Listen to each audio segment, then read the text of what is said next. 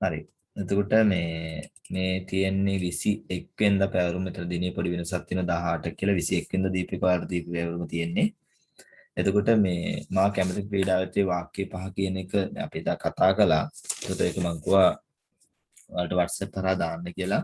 හැබැයි එතන කීප දෙනේ දාලා තිබුණේ අද අනිවාර්යයෙන් මේ වාක්‍ය ටික දැන් මේකයි තව 22 වෙනිදා එකේ වාක්‍ය ටිකක් තිබුණා. වාක්‍ය ලියන්න කියලා මාතෘකා කීපයක්. ඒ සියල්ලම WhatsApp කරා දාන්න දැන් බලපු නැති ඒවත් එක්ක සියල්ල තුරු මම අද බලනවා. ඒ කාරණා ටික. ඊළඟට අපි යන්නේ දෙමළ පාඩමට.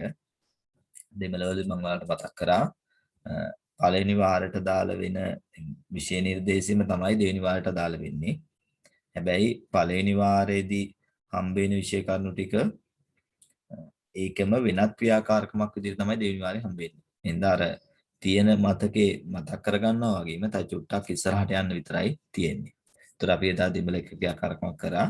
අදත් අපි ගුරුවත් පොතත් එක්ක මේක සංසන්දනය කරලා යමු. එහෙනම් ගුරුවත් පොත දානකම් පොඩි වෙලාවක් වුමින්. හරි. මේ තියෙන්නේ ගුරුවත් පොතේ දෙවන නිපුණතාවය පවුලේ සිටින ඥාතීන්ගේ ඥාතිත්වය හඳුනාගෙන ප්‍රකාශ කරයි කියන කාරණේ. ඒතර අපි මීට කලින් දවසේ සාකච්ඡා කරා පාසලේ හම් වෙන යාළුවෝ ටිකක් මෙතනදී කතා කරේ. නේද? පාසලේදී නිතර හමු වෙන යාළුවන් ගැන අපි සාකච්ඡාවක් කරා පාසලේ සිටින විවිධ පුද්ගලයන් හඳුනාගෙන ප්‍රකාශ කරයි කියන එක. ඒතර මේක පළවෙනි වාරේ කියන එකක්. දෙවෙනි වාරයට දාලා ඒකට දාලා වෙන ක්‍රියාකාරකමක් අපි එදා කතා කරා මීට කලින් දවසේ. ඒතර අද අපි කතා කරන්න හදන්නේ පවුලේ සිටින ඥාතීන්ගේ ඥාතිත්වය හඳුනාගෙන මේක ප්‍රකාශ කරන සම්බන්ධයෙන් ක්‍රියාකාරකමක්. ඒතර මෙතනදී මෙන්න මේ ඥාතීන් පිරිස තමයි අපි හඳුනාගන්නේ. පාටි ඒ කියන්නේ ආච්චි ගැන තාත්තා කියලා කියන අපි සීයට, මාමා කියලා මාමට, මාමි කියනවා නැන්දට, සහෝදරන් කියනවා සහෝදරයාට, සහෝදරී කියනවා සහෝදරීට. ඒතර මේ ටික යොදාගෙන නැවත ක්‍රියාකාරකම එක පළවෙනි වාරයක ක්‍රියාකාරකම් දෙක තමයි දෙවෙනි වාරයට දාලා වෙන්නේ. හරි. එතකොට මෙතනදී තියෙන්නේ ආච්චි සීයා මාමා නැන්දා සහෝදරයා සහෝදරිය යන අයගේ රූප සහිත ඇඟිලි රූපයට ප්‍රමාණවත් තරමින් මේ සකස් කරගන්න වෙනවා මේ වැඩේ කරගන්න. දැන් අපි ඒක නැතුව මේ වැඩේ කරන් යන්නේ. එක් සිසුවෙකුට එක් රූප කටලේ බැගින් ලබා දී ඒවා තම ඇඟිලි තුඩුවල රඳවා ගැනීමට උපදෙස් දෙනවා. සිසුන් යුගල වශයෙන් දැන් වෙන් කරගන්නවා. යුගලේ සිසුන් AB වශයෙන් නම් කරන්න ඕනේ. දැන් ඔන්න ගීතයක් ගායනා කරලා පහත් දැක්කෙන ගීතේ ගායනා කරමින් සිසුන්ට ඇඟිලි රූපකට යොදා ගනිමින් ක්‍රියාකාරකම් නියැලෙන තමයි තියෙන්නේ. ඒ ආසිත තමයි මම වලට ওই ප්‍රශ්න ටිකක් හදලා තියෙන්නේ. බලන්න ගීතේ මොකද්ද කියන එක. ඒ කියනවා මෙතන දැන් කීපතාවක් කියන්නේ නෑ. අම්මා එංගේ දැන් ඒ සිසුව අහනකොට අනිත් පැත්තෙන් අම්මා උත්තර දෙනවා නාන් ඉංගේ මම මෙහෙ. නේ ඊට පස්සේ අහනවා එප්පඩි සුවම් සැපසනීප කොහොමද නේ නල්ල සුවම් හොඳින් ඉන්නවා දැන් මේ දෙන්න මේ විදිහට ඔක්කොම ටික අහන්න ඕනේ නේද ඒ සිසුවා රූකඩ සහිත යම් ඇඟිල්ලක් සොලවමින් අම්මා එංගේ ලෙස විමසිය අතර බී මවගේ රූපේ සහිත ඇඟිල්ල සොලවමි නාන් ඉංගේ ලෙස උන උත්තර දෙන්න ඕනේ මේ ආකාරයට ගීත ඉදිරි කොටස දෙදෙනා විසින් ඉහත ඉදිරිපත් කරනු ලැබූ ආකාරයට ගායනා කරන්න උන් සම්පූර්ණ දැන් මේක ගීතයක් ආකාරයට තමයි යන්න තියෙන්නේ. හරි. මේක ආශ්‍රිතව තමයි මම ඔයාලට මෙන්න මේ අභ්‍යාස දාලා තියෙන්නේ. එතකොට මේකේ අහනවා දැන් ඒක ආශ්‍රිතව තියෙන ප්‍රශ්න ටික මම ඔයාලට එළියට අරන් මේ දාලා තියෙනවා. ඒතර එකම ප්‍රශ්නේ නැවත වගේ යෙදලා තියෙන එකයි. මොකද මේක යෙදෙනවා නම් දැන් අම්මා කියන කොටසට මේ ප්‍රශ්න හතරම දාලා වෙනවා. ඊළඟ කොටසට දැන් මේ මුල් හතර මේ හතර අම්මා කියන එකට ඊළඟ පාටි කියන කොටසට ඉතුරු හතර. එතකොට තාත්තා කියන කොටසට මේ හතරම නැවත අහන්න ඕනේ. මාමා කියද්දි මේ හතර නැවත අහන්න ඕනේ. මාමි නැවත අහන්න ඕනේ. ඒකම හින්දා මම අවසාන ටිකේ වැඩිපුර දැම්මේ නෑ. හරි අපි මේ ටික බලමු අම්මා එංගේ කියන්නේ මම උත්තර ටික කියන්න යන්නම්. අම්මා එංගේ කියන්නේ මොකද්ද? අම්මා එංගේ අම්මා කොහෙද? අම්මා කොහෙද? අම්මා හරි. අම්මා එංගේ කියන්නේ අම්මා කොහෙද කියලා ප්‍රශ්නයක් අහනවා අපි. අම්මා එංගේ අම්මා කොහෙද?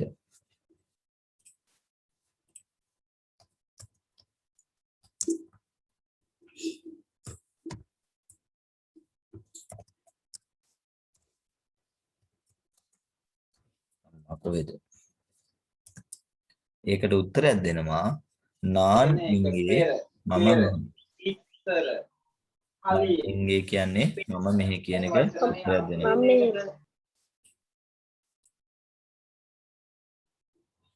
හරි. නාන් ඉංගේ කියන්නේ මම මෙහි. මම උත්තර ටික කියන්නම්. ලේසි ටිකක් ඉඳලා අම්මා ඉංගේ අම්මා කොහෙද? නාන් ඉංගේ මම මෙහි. ඔන්න උත්තර දෙනවා. ඊට පස්සේ එප්පඩි සුහම්. එප්පඩි සුහම්. සැප සනීප කොහොමද? සැප සනීප කොහොමද? උත්තර දෙනවා නල්ල සුහම් හොඳින් ඉන්නවා. නල්ල සුහම් හොඳින් ඉන්නවා. මං කිව්වා නාන් නල්ල සුහම් කියලා. ඒ මොකද්ද කියන්නේ? නාන් නල්ල. මම හොඳින් එතනදී මම හොඳින් ඉන්නවා. ඒ වචනත් එක්ක අර්ථය තියෙන්න ඕනේ. නල්ල සුහම් හොඳින් ඉන්නවා. ආයෙත් මේක අහනවා පාටි එංගේ. පාටි එංගේ කිව්වේ ආච්චි කොහෙද? ආච්චි කොහෙද? ආච්චි කොහෙද කියලා අහනවා. ආච්චි උත්තර දෙනවා නාන් ඉංගේ. නාන් ඉංගේ. මම මෙහි. නාන් ඉංගේ මම මෙහි. ආයෙත් ආච්චි අහනවා එප්පඩි සුහම් සැප සනීප කොහොමද? සැප සනීප කොහොමද?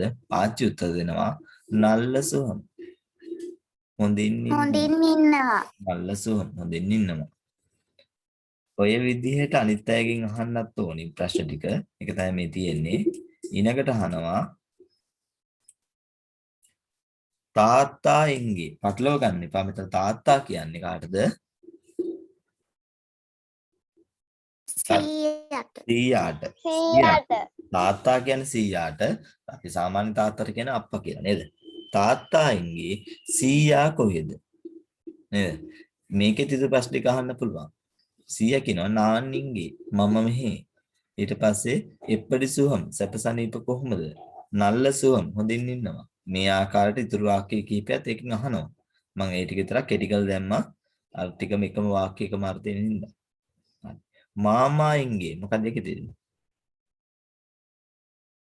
මාමා කොහෙද? මාමා කොහෙද? මාමා ඉංගේ කියන්නේ මාමා කොහෙද? ඊට පස්සේ කියනවා මාමී ඉංගේ නැන්දා කොහෙද? නැන්දා කොහෙද? මාමී එංගේ කියන්නේ නැන්දා කොහෙද? සහෝදරන් එංගේ සහෝදරයා කොහෙද? සහෝදරයා කොහෙද? සහෝදරි එංගේ සහෝදරිය කොහෙද? සහෝදරිය කොහෙද? ඔන්න අපිට ඕක තව වෙනස් කරලා ඕනම් වෙනත් ඒවායින් අහන්නත් පුළුවන්. නන්බන් එංගේ නන්බන් යාළුවා කොහෙද? නන්බි එංගේ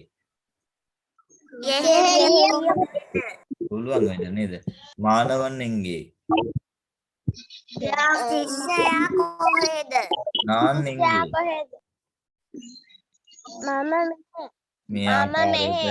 මේ ආකාරයට දිගටම ඕන තරම් ප්‍රශ්න අහන්න පුළුවන් දුවේ පුතේ. මේක තමයි දැන් අභ්‍යාස තමයි වෙන්න ඕනේ. ඊළඟට දිගින් දිගටම මේ කියන්නේ මේ අවබෝධය තමයි වෙන්න ඕනේ. මොකද්ද කියන කාරණේ දෙමළ වල මේ කොහොම ශිෂ්‍යත්ව දක්වා මේ ටිකනේ අහන්නේ. ඒතර මේ ගැන පොඩි අවබෝධයකින් ඉමු නේද? ඒ අවබෝධය තියාගමු. හරි. එතකොට එහෙනම් දෙමළ පාඩමට දාල තව එකක් තිබුණා නේ අපි 22ට යමු. බලමු මේකේ දෙමළ එකක් තියෙනවද කියන එක. නෑ. ඒකේ දෙමළ කොටස මම දාලා නෑ. නෑනේ. හරි. එහෙනම් දෙමළ කොටස අපි සාකච්ඡා කරලා ඉවරයි. ඊට පස්සේ අපි යන් 21 දුන්නා ඉංග්‍රීසි කොටස. නංකෝ දැන් මේ ටික ඔයාලට එන ආකාරයත් පැහැදිලි කරා මම ගුරුවත් පොතත් එක්ක මේ ටික එන්නේ. ගුරුවත් පොතේ තියෙන ව්‍යාකරකම් පාදක ඉංග්‍රීසි ටික නැත්නම් ඉංග්‍රීසි ගුරුවරයා ඔයාලට වෙනම පාඩමක් යනවා. ඒ ටික නෙවෙයි. ශිෂ්‍යත්වයට බොහෝ දුරට මේ වාක්‍ය ටිකත් එක්ක ගැලපීමක් තියෙනවා. එදා අපි වාක්‍ය රටා 4ක් ඉගෙන ගත්තා. ඒතර දැන් අද තව වාක්‍ය රටා 3ක් අපි ඉගෙන ගන්න හදන්නේ. හැබැයි මේවා ඉතා සරලව ඔයාලා අහලා තියෙන නේද? ඔයාලා භාවිතා කරන දේවල් ටික. හරි. පහත ඉංග්‍රීසි වාක්‍ය සඳහා සිංහල තේරුම ලියන්න. Where do you live? මොකද්ද මේකේ තේරුම? Where do you live? ඔයා කොහෙද ජීවත් වෙන්නේ? ඔයා ඒ කොහෙද? කොහෙද හරි ඔයා කොහෙද ජීවත් වෙන්නේ where කොහෙද do මෙතන ප්‍රශ්නයක් අහන්නේ you ඔයා live ජීවත් වෙන්නේ ඔයා කොහෙද ජීවත් වෙන්නේ where do you live ඔයා කොහෙද ජීවත් වෙන්නේ where do you live උත්තර දෙනවා I live in මහරගම දැන් මේක වාට වෙනස් කරගන්න පුළුවන් මම මේ පොතේ දීපු වාක්‍ය දෙන්නේ මෙතන ලියන්න මම ජීවත් වෙන්නේ මහරගම ඔයා කියන්න පුළුවන් I live in කියන්න මම මොනවා ප්‍රශ්නයක් මම අහන්නම් ඔයගේ ප්‍රශ්නේ ඔයා ඉංග්‍රීසියෙන් මට උත්තර ඕනේ where do you live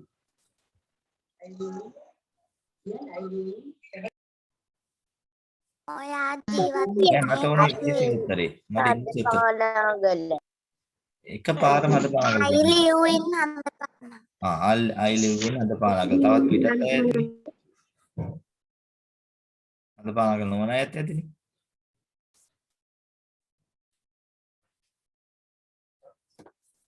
හදපාන නොවන අය නැතිනේ නැද්ද ඔක්කොම හදපාන අය විතරද අනිත් අය කියන්නේ I live in ආද වෙලේ ආයේ ඊට පස්සේ I live in තනමල්ලිල නේද එහෙම කියන්න පුළුවන් නේද ඇත්තට I live in වැල්ලවාය එහෙම ඉන්නවනේ වැල්ලවාය ඉන්නවනේ I live in නෙළුවගල එහෙම කියන්න පුළුවන් අපිට ගම මෙතන දාගන්න පුළුවන් ඕන එකක් හරි where do you live ඔබ කොහෙද ජීවත් වෙන්නේ I live in මහරගම මම ජීවත් වෙන්නේ Maharagama how many sisters do you have මේ මොකද්ද මේ කියන්නේ එනට සහෝදර කී දෙනෙක් ඉන්නවද? ඔයාට සහෝදරියෝ කී දෙනෙක් ඉන්නවද නැත්නම් ඔබට සහෝදරියෝ කී දෙනෙක් ඉන්නවද how many sisters do you have ඔයාට සහෝදරියෝ කී දෙනෙක් ඉන්නවද ඒක උත්තරේ දෙන්න පුළුවන් එක එක්කෙනා එක එක විදියට හරිද I have one sister මට එක සහෝදරියෙක් ඉන්නවා එහෙම නැත්නම් I have two sister මට සහෝදරියන් දෙදෙනෙක් ඉන්නවා දැන් එක එක්කෙනාට එක එක වෙනස් වෙන්න පුළුවන් I have two sisters මට සහෝදරියන් මෙතන sister සහෝදරියක් මට සහෝදරියන් එක්කෙනෙක් ඉන්න නැත්නම් එක සහෝදරියක් ඉන්නවා ඒතර sisters වෙනවා සහෝදරියෝ මට සහෝදරයන් දෙදෙනෙක් ඉන්නවා I have no sisters මට සහෝදරියෝ නැහැ නැත්නම් I have three sisters මට සහෝදරියෝ තුන්දෙනෙක් ඉන්නවා එතකොට මේකේ තේරුම ඔයාලා කැමති එකක් ලියන්න ගැටලුවක් නැත්නම් තේරුම් තුරම ලිව්වත් කමක් නැහැ ඔයාගේ ගැළපෙන විදිහට කියන්න ඕනේ හරි මම දැන් ඔයාගේ මේ ප්‍රශ්නේ අහනවා ඒතර ඔයාගේ උත්තරේ ඉන්න ඕනේ මේකේ තුනක් වෙන්න බෑ ඔයාට ඉන්නේ සහෝදරියෝ නැත්නම් I have no sister ඔයාට සහෝදරයෝ එක්කෙනයි නම් I have one sister ඔයාට සහෝදරයෝ දෙන්නයි නම් I have two sister ඔයාට සහෝදරයෝ තුන්දෙනයි නම් සහෝදරියෝ I have three sister ඉතින් එහා ඉන්නව නම් නේද I have four sister I have five sister කියවෙන්න ඕනේ හරි how many sisters do you have I have no sister. තව කෙනෙක් I have one sister. One sister. I have one sister. I have one sister. හොඳයි දැන් කට්ටිය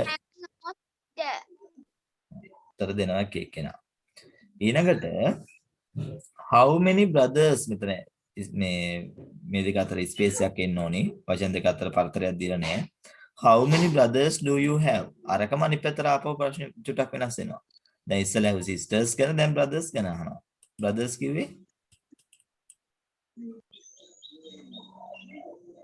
brothers කිව්වේ One brother. අහන්නේ brothers කිව්වේ මොකද්ද කියලා දැන් ඉස්සෙල්ලා sister නේ දැන් brothers කිව්වේ මොකද්ද කියලා මම අහන්නේ සහෝදරයෝ how many brothers do you have එහෙනම් මෙතන අහනවා ඔබට සහෝදරයෝ කී දෙනෙක් ඉන්නවද ඔබට සහෝදරයෝ කී දෙනෙක් සිටිනවද ඔබට සහෝදරයෝ කී දෙනෙක් ඉන්නවද ප්‍රශ්නේ ඒ අකුරු වෙනස් වෙන තුනයි ගැටලුවක් එන්නේ I have one brother මට එක සහෝදරයා ඉන්නේ I have two brothers මට සහෝදරයෝ දෙන්නෙක් ඉන්නවා I have no brothers මට සහෝදරයෝ නැහැ I have three brothers මට සහෝදරයෝ තුන්දෙනෙක් ඉන්නවා අර විදිහමයි ආකාරය වෙනස් වෙන්නේ නැහැ උඩ රටාවමයි මෙතන සහෝදරිය වෙනකොට සහෝදරයා විදිලා හරි මම එනම් ඔයාලට ප්‍රශ්නය අහනවා මට ඔයාලගෙන් උත්තර ටික ඕනේ how many brothers do you have I have no brother.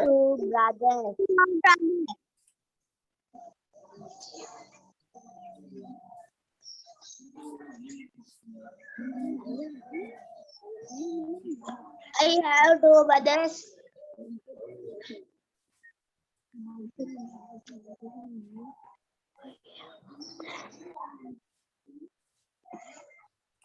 මම දැන් ඔයාලගෙන් හදන්නේ දිගටම අර මුලින් ඉඳලා හම්බෙච්ච ප්‍රශ්න ටික දිගටම අහන්නම්. මම ඒක දාගන්නකම්.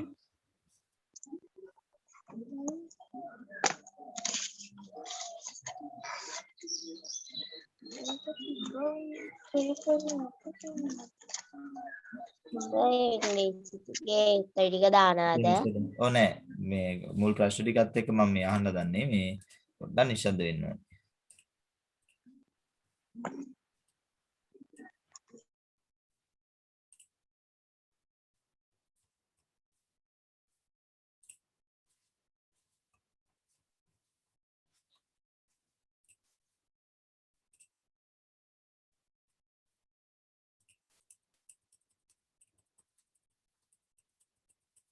මොකද ප්‍රශ්න මම කියවන 30 ගණනක් අහු වෙනවා කියලා. ඒතර 30 ගණන ඇතුලේ දෙපතේ ওই ටික ඔයාලට එක පැත්තකින් අවබෝධයක් එන්න ඕනේ. අපි ආය වෙලාවක ගීත ටික ගන්න විදිහක් බලමු. හරි. මම අහන ඔයාලගෙන් ප්‍රශ්නේ දැන් ඔයාලගේ උත්තරය ඕනේ මට. මේකේ වාක්‍ය ටිකක් පේනවා. ඒතර මේකේ තියෙන වෙනම උත්තරයක්. මට ඔයාලගේ උත්තරය ඕනේ.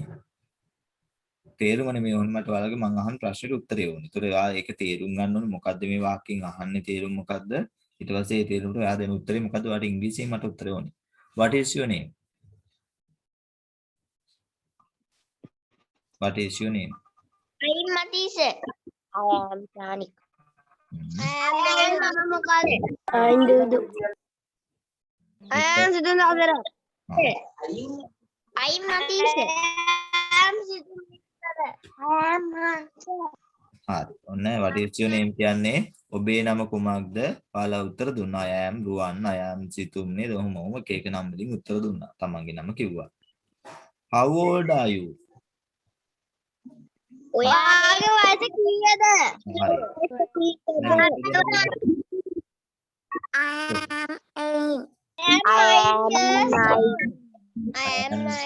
I am 9 මම 8යි මට 9යි නේද? එතන අපි දැන් මෙතන උත්තර දුන්නේ කෙටියෙන්. ඔයා ඕනනම් මෙහිම ප්‍රශ්නයකට පස්සේ වෙන I am 9 years old කියලා කියන්න පුළුවන්. I am 8 years old කියලා කියන්නත් පුළුවන්. ඒ ගැටලුවක් නැහැ. මෙතන උත්තර දීපු ක්‍රමයට ඔයාලා උත්තර දුන්නේ. How old are you? I am 8 නැත්නම් I am 9. මට 8යි නැත්නම් මට 9යි. What is your school? ඔයාලා ඉස්කෝලේ කියන්නේ. What is your school?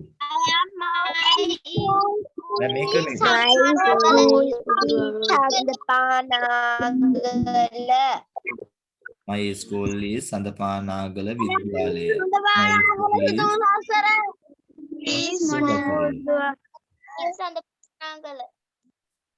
My school is උත්තර දෙන්නේ වෙන්නේ what is your school? ඔයාගේ පාසල මොකද්ද? ඒකට උත්තරේ එන්න ඕනේ කියද්දින් my school is මගේ ඉස්කෝලේ නේද? අගට එකතු කරන්නේ ඉස්කෝලේ නම. එතනදී අර මේ චුට්ටක් කෑලි බෑලි අඩු වුණාට කමක් නැහැ පුතේ දෙමළ ඉංග්‍රීසි වල පොඩි පොඩි වෙනස්කම් වෙන හින්දා දැන් මෝ කෑලි ඒ ටික අයින් වුණා කියලා ප්‍රශ්නයක් නැහැ.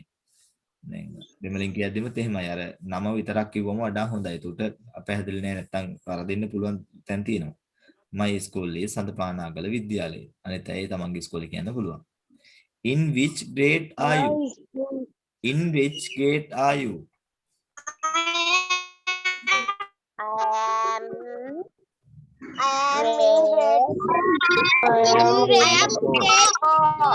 දැන් 3 අදාළ වෙන්නේ නැහනේ. I am in grade 4. මම ඉන්නේ 4 ශ්‍රේණියේ. I am in grade 4. ඕන මට කියන්න පුළුවන් I am in grade 4B. මම ඉන්නේ 4B ශ්‍රේණියේ. අර කැලලත් එක කියන්න පුළුවන්. නේ? තව කට්ටියට දැන් එක එක නම් තියෙනවා. I am in grade 4 අරලිය එහෙම නේද? එක එක නම් තියෙන අයත් ඒ කියන්නේ පන්තියේ වෙනස් වෙන නම් තියෙනවනේ එහෙම. ඒක කියන්න පුළුවන් ඕන මේක ඇතුළේ. හරි. ඔය ප්‍රශ්න හතරත් එක තමයි දෙවිපදේ ඉතුරු ප්‍රශ්න මන් තුන ආවේ. අද ප්‍රශ්න තුනක්. ඒතර ඊළඟ දවසට තව ප්‍රශ්න කිහිපයක් මන් දෙන්නම්. ආකාරයට ප්‍රශ්න කිහිපයක් දෙන්නම්. අපි මේ කාරණා ටික ඉස්සරහට ඉගෙන යන්න. එතකොට ඕවා නැවත නැවත භාවිතා කරන්න නේද? මේ භාවිතා කරන්න කරගන්න. එතකොට මතක රඳව ගන්න. මතක රඳව ගන්නකොට මේවා ඉස්සරහට හම්බුනාම මතකෙ තියෙවි. හරි. ඔය දෙමළ ඉංග්‍රීසි විෂය කරුණු ටිකත් එක්ක අපි කතා කළේ.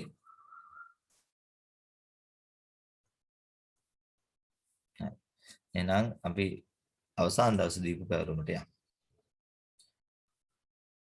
සිංහල වාක්‍ය ටික මම නැවත වතාවක් මේක මතක් කරන්නේ පරිසරය ආරක්ෂා කරමු මුහුදු වෙරළ වැස්ස. ඒතර මේ මාතෘකා තුනක් දීලා තියෙනවා. ඔයාලට මම වාක්‍ය පහකින් ලියන්න කියලා. ඊට කලිමුත් මාතෘකා තිබ්බා. දැන් දවස් 2-3ක් වුණා. පැවරුම දුන්නේ 22. අද 25 දවස් 3ක් තිබුණා. මම හිතනවා දවස් 3ේදී දවසට අඩු ගානේ මේ වාක්‍යයක මාතෘකාවක් කරන් ලියන්න නැති කියලා. එහෙනම් ඒ ටික අපි WhatsApp හරහා බලමු. මට අනිවාර්යයෙන් මේ ටික දාලා තියෙන්න ඕනේ. ඔයාලා දාලා ඇත්තේ අර පැවරුම් එක. නැවත පොඩ්ඩක් මේ මම මාතෘකාවත් එක්ක එකින් එක බලමු මේ ටික. හරි. ඊනකට එහෙනම් අපි බුද්ධ ධර්මයේ පාඩමකට යමු. දැන් මම මතක් කරා බුද්ධ ධර්මයේ පාඩමක් දෙනවා කියන එක, අභ්‍යාසයක් දෙනවා කියන එක කරන්න කියපු එක. දැන් ඉක්මනින් පොත බුද්ධ ධර්ම පොත අතට ගන්න. ගත්තා සර්.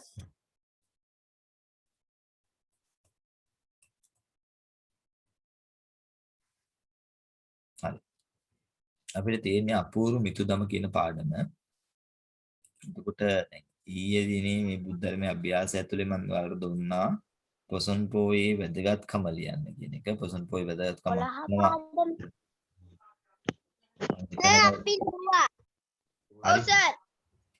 හරි අහගමු.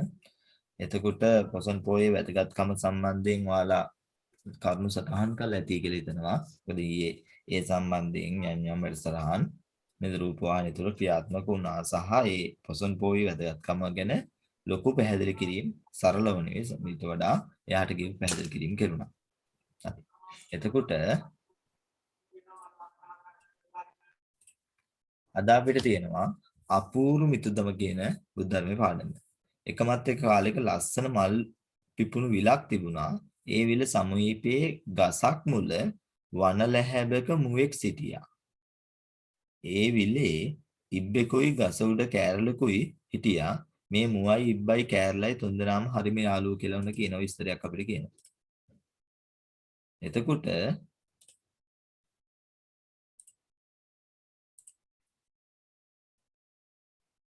එකිනෙකාට උදව් කරමින් සමගියෙන් ජීවත් වෙන ඕන. දැන් මේ කෑරලෙක් ඉන්නේ පටලව ගන්න එපා නැත්නම් සමහරට මේ සතා කොට්ටෝරුව කියලා පටලව ගන්නවනේ. ඒතර මේ විලේ මෙතන ඉන්නවා මුවෙක් ඉන්නවා ඊළඟට කෑරලෙක් ඉන්නවා ඉබ්බෙක් ඉන්නවා මේ තුන්දෙනා එකිනෙක යාළුවෝ කෙනෙකුට උදව් කරමින් තමයි මේ තුන්දෙනා ජීවත් වෙන්නේ කියලා තමයි විස්තරය කියන්නේ. ලස්සන පින්තූරයකුත් චිත්‍රයකුත් අපිට අඳලා දීලා තියෙනවා. ඒ වනයේම පැල්පතක නපුරු වැද්දෙක් වාසය කළා. සතුන් මරාගෙන මස් කාලා තමයි මේ වැද්ද ජීවත් වුනේ. සමහර අය ඉන්නවා කොච්චර කිව්වත් පව් වැඩ කරන නේද?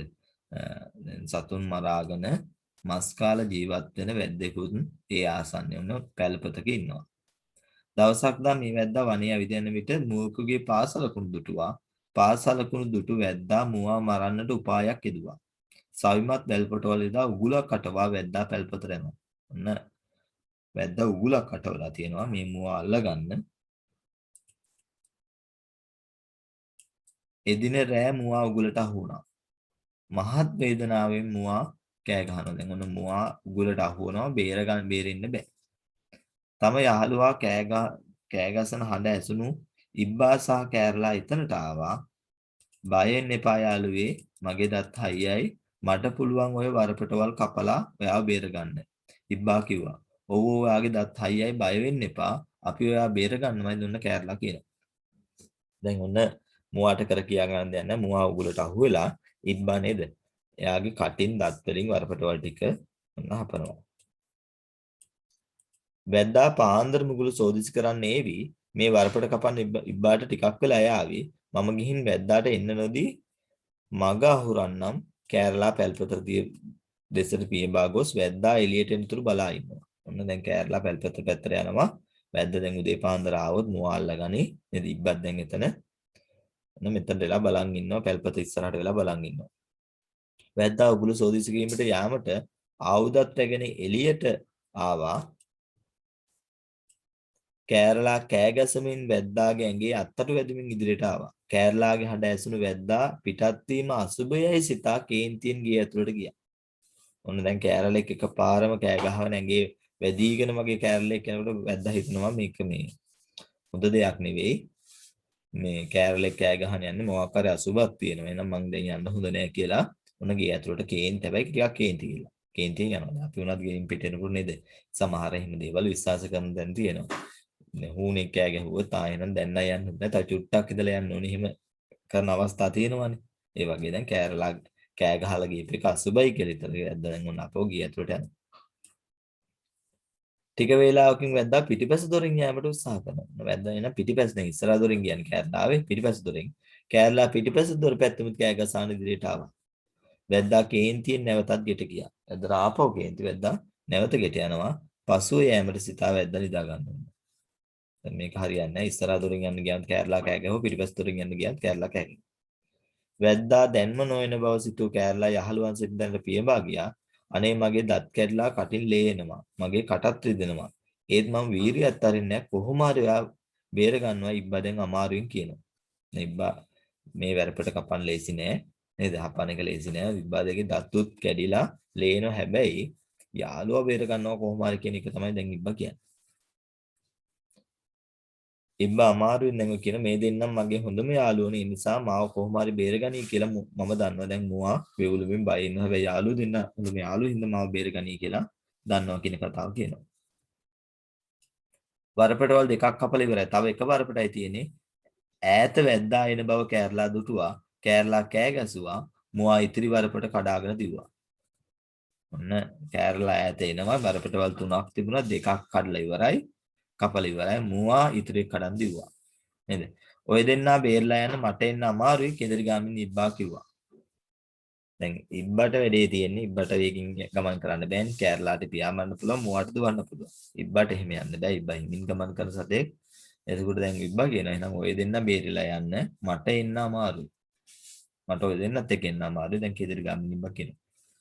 මුවා ඇවිත් ඔයා බේරා ගනිවි ඉබ්බාට කියමින් කෑරලාදී පියඹා ගියා. හරි දැන් ඔයා අහුණාට ඔයාව අනිවාර්යෙන්ම අපි ඇවිල්ලා බේර ගන්නවා කියලා ඔන්න කෑරලා දැන් පියඹලා යනවා.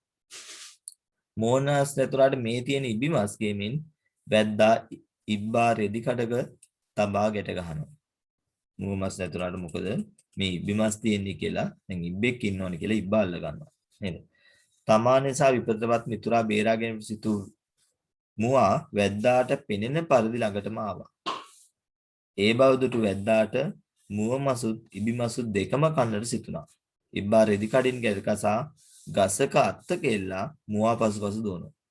ඔන්න දැන් ඉබි මස් විතරක් නෙවෙයි දැන් මුව මසුත් දෙකම කන්න පුළුවන් කියලා හිතලා රෙදි කඩක රෙදි කෑල්ලක උත්තලා ගැට ගහලා ගහක එල්ලලා නේද මේ මුවා පස්සේ උන්න දැන් දුවනවා වැද්දා. මුවා කැලේ පුරා දුවමින් වැද්දා කැලේ අතරමං කළා. මුවා කැලේම පුරා ගිහිල්ලා මුවා කැලේ අතරමං කරනවා. මොකද මුවාට වේගෙන් දුවන්න පුළුවන්. වැද්දා කැලේ අතරමං කළ මුවා ඉබ්බා සිටි ගස ළඟට ආවා. ඔයා බය වෙන්න එපා මං ආවා බේර ගන්න කියමු. මුවා තමාගේ අන්තට්ටුවෙන් යන රෙදි කඩෙන් ගසේ එල්ලා සිටි ඉබ්බා බිමට දැම්මා. ගසේ එල්ලා සිටි ඉබ්බා බිමට දාලා වේදනාවෙන් සිටි ඉබ්බා විලට බැස වේදනාව අඩු කරගත්තා. ඉබ්බා විලට බහිනවා. මුවත් කෑරලා සැඟවි බලා හිටියා. බොහෝ වෙලාවට පසු වැද්දා පාර සොයා ඉබ්බා එල්ලා තබාගේ ගස ළඟට ආවා. ඉබ්බත් නැති බව දුටු ඔහු මුව මසුත් ඉබි මසුත් දෙකම නැති වුණා කියමින් කේන්තියෙන් මහා හඬින් කෑ ගහනවා. නේද? වැද්දා ගිය පසු මුවාත් ඉබ්බාත් කෑරලා තමා ජීවත් වෙන තැනට නැවත ආවා. හැමදෙනාම එකිනෙකාට උදව් කරගත් නිසා ඔවුන්ගේ ජීවිත බේරුණා. ඉන්පසු ඔවුන් දෙදෙනාම සතුටින් ජීවත් වෙනවා නේද? එතකොට මෙතනදී මේක කුරුංගමීගේ ජාතක කතාව ඇසුරින් හදපු පාඩමක්.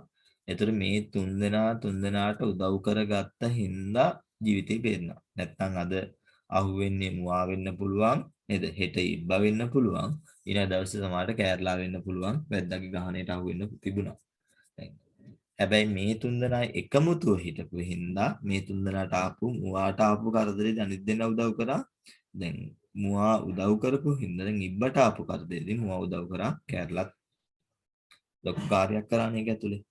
එතකොට ද්විපති මෙහෙමයි වෙන්න ඕනේ. දැන් මේ පාඩම අපි කියවලා හාලා රසවත් පාඩමක්. ඔව් මේක නේද? හොඳයි මේ තුන්දෙනා යාළුකම කියලා ඉවරලා. පිට පාසලේදී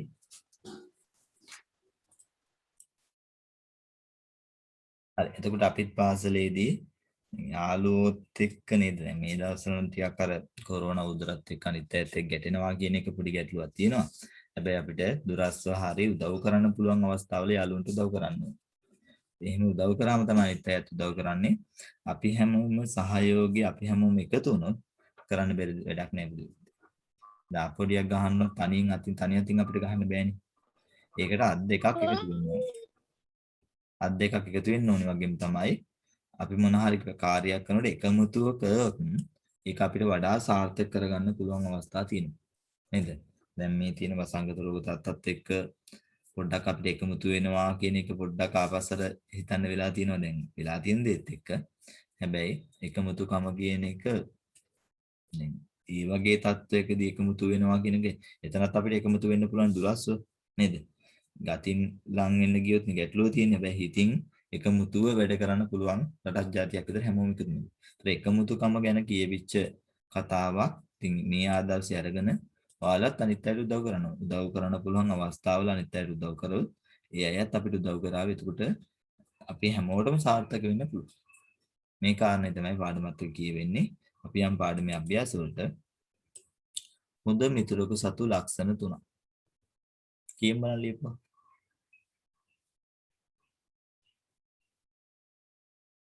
හොඳ මිතුරෙකු සතු ලක්ෂණ 3.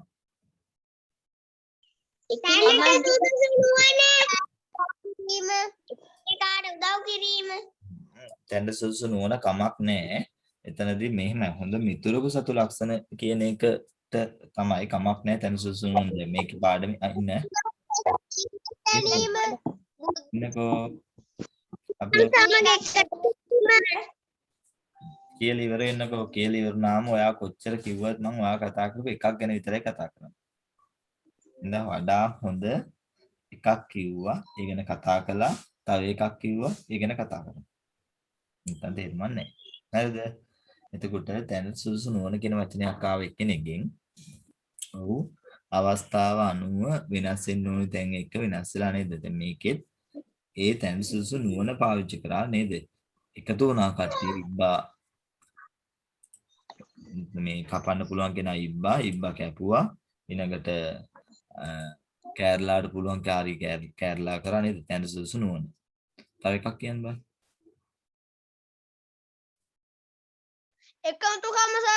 එකමුතුකම. මේකේ තිබෙන ලොකුම ආදර්ශයක තමයි එකමුතුකම. ඉන්න යාළුවෝ තුන්දෙනා එකමුතුකමින් එකතු වෙලා වැඩ කරා. එකමුතුකම හොඳ මිතුරෙකු සතු ලක්ෂණය. තව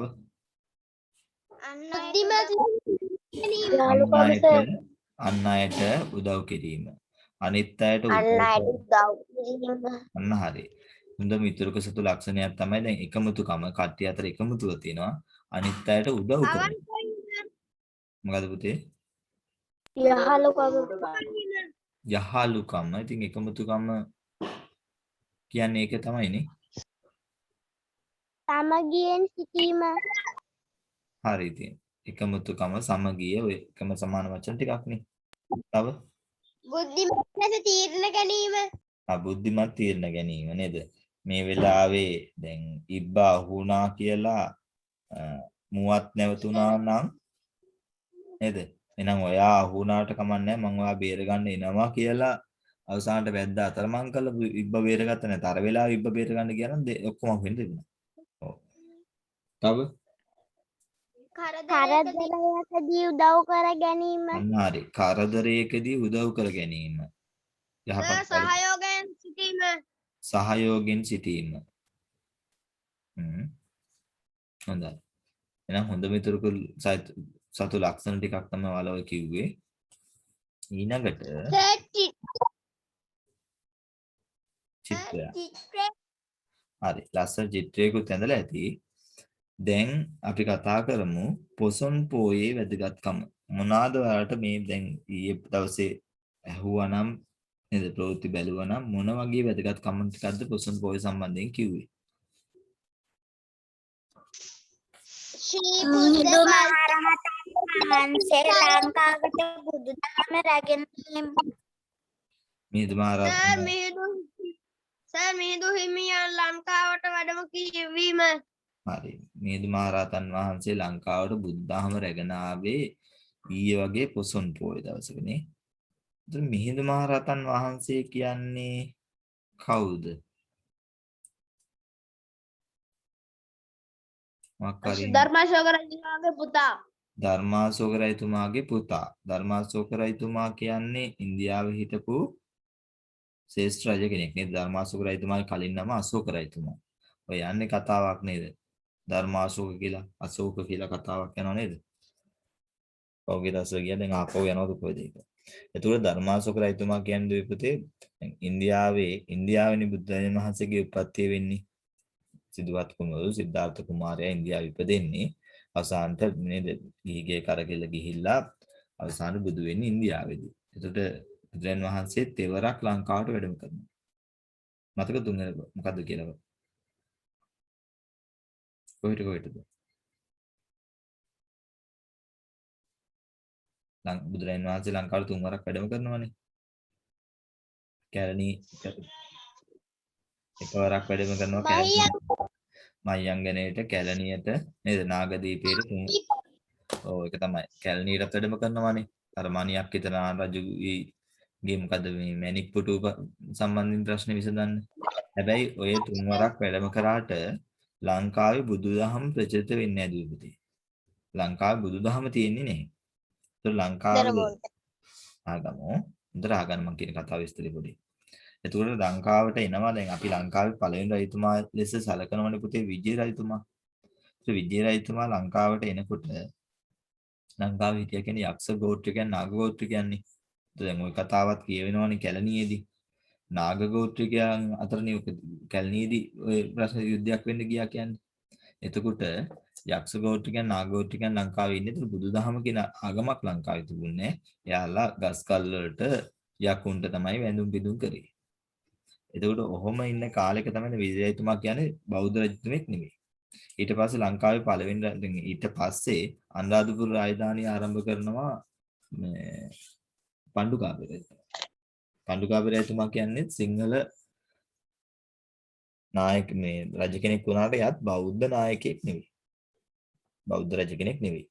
ඒතකොට ලංකාවට ඊට පස්සේ දැන් මොහොම කාලෙන් කාලෙට දේවානම්පියතිස්ස රජතුමා ලංකාවේ රට පාලනය කරනවා. දේවානම්පියතිස්ස රජතුමා මේ කියන කතාව ඇතුලේ පොය දවස් දැන් පොය. ඒතර පොයක් කියන එකක් නම් වෙන්නේ නැහනේ. එයාගේ තිබුණ පුරුද්දක් සත්ත්ව දඩේම යනවා.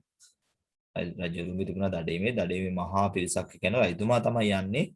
මේ මහා පිරිසක් එක්ක රජතුමා තමයි ගිහිල්ලා මේ දඩයන් කරනවා. එහෙම පුරුද්දක් තිබුණා. අනිත් අය සතාව කොටු කරලා දෙනවා. රජතුමා තමයි විදින්නේ ඉතින්. ඉතින් මුවෙක් පස්සේ යනවා අතරමං වෙලා ඉන්නේ අවසානේ. අනිත් අය මගේ ඇරිලා රජතුමා ඉන්නකොට එතනට තමයි ඔය මිහින්තලාවට මිහිඳු හාමුදුර වැඩම කරන්නේ. එතකොට බෞද්ධ ආගම ලංකාවේ තිබුණේ නැහැ. මේ අශෝක රජතුමා කියන්නේ බෞද්ධ ආගමික රජෙක් නෙවෙයි මුලින්ම. එයා මහා යුද්ධ කරපු යුද්ධ වීරුවෙක්. හැබැයි අවසානයේ ඒ යුද්ධෙදි මිය ගියපු අය ගැන ලොකු කලකිරීමක් එයාට තියෙනවා. එයා කරපු පව් ගැන එයා නැවත බැලුවට පස්සේ අවසාන බුද්ධහමට නැඹුරු වෙනවා. අවසානට එයාගේ දුවයි පුතයි දෙන්නම මිහිඳු හාමුදුරුවෝ පුතා එතකොට දුව වෙන්නේ සංඝමිත්තා තෙරුන් වහන්සේනේ. ඒතර මේ දෙන්නම බුද්ධ ශාසනයට පූජා වෙනවා නේද? බුද්ධ ශාසනයේ තනතුරකට එනවා.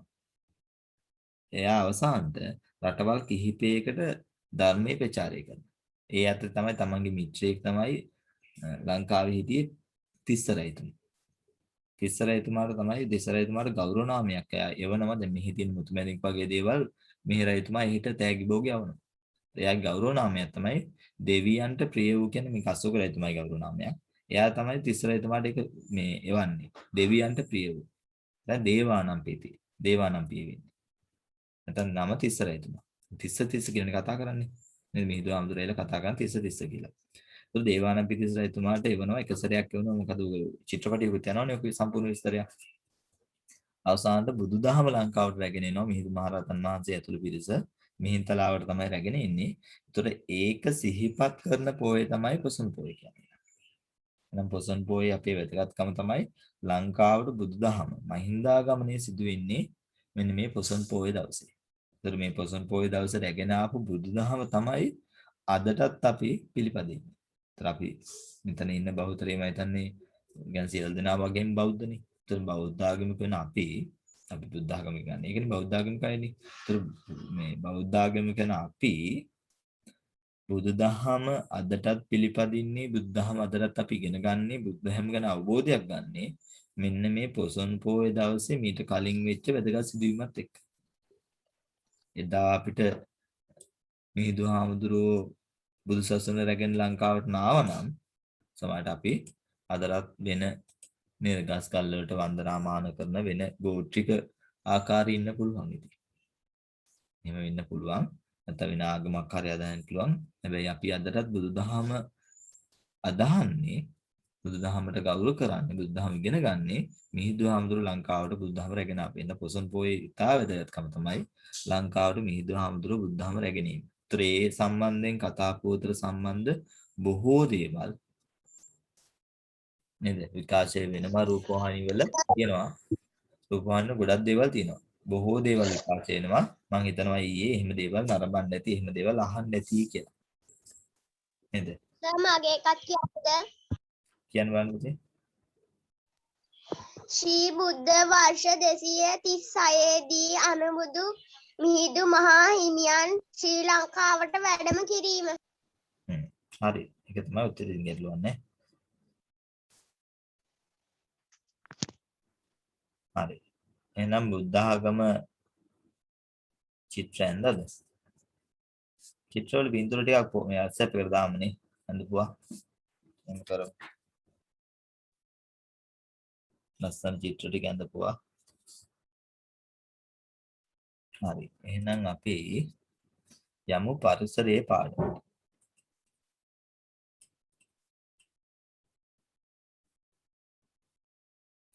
ඒතර අපි පරිසරයේ පාඩම යාලට මතක නම්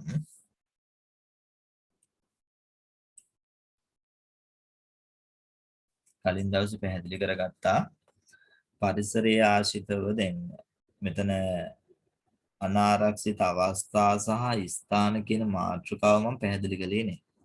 හැබැයි අපි නිර්වචනයක් තිබුණා විස්තරයක් තිබුණා. විස්තරය ඇතුළත කියවුණා අනාරක්ෂිත අවස්ථා සහ ස්ථාන වලින් ආරක්ෂා වෙන්න ඕන කියන වචනේ කියවුණා. එහෙනම් ඔන්න අපිට අහු වෙනවා අනාරක්ෂිත අවස්ථා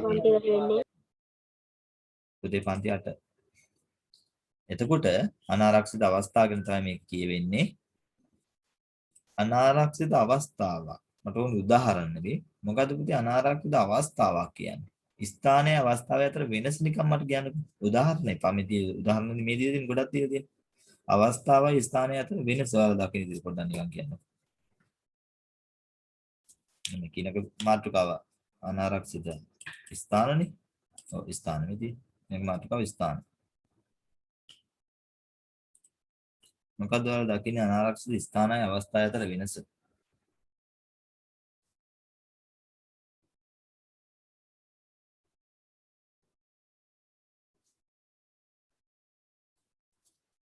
අපි මේක උදාහරණයක් ගමු. මේකේ තියෙනවා ගේට්ටුවක් නොමැතිව දුම්රිය මාර්ගය හරහා වැටී ඇති අතුරු මාර්ග අනාරක්ෂිත ස්ථානයක්.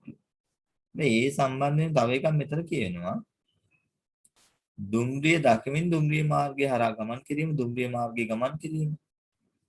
ඒයි මේ දෙකක් ස්ථාන වලට එකක් මේ එකම කාරණයෙන් තියෙන්නේ. මොකක්ද ඒ වෙලා තියෙන අවස්ථාවයි ස්ථානය?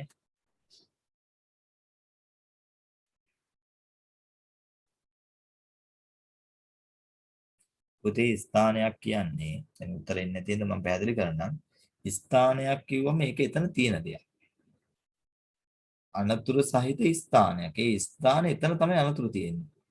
හැබැයි අවස්ථාව කියන එක අපි නිර්මාණය කරගන්න එක. ගම් වතුර ගලන ස්ථානයක්. එතන ගම් වතුර ගලනවා. එතන අනතුරු තියෙනවා. හැබැයි ගම් වතුර ගලන ස්ථාන නරඹන්න ගියාම එන්න එක අවස්ථාවක්. එයි අපි ඒක නිර්මාණය කරගන්න ඕනේ.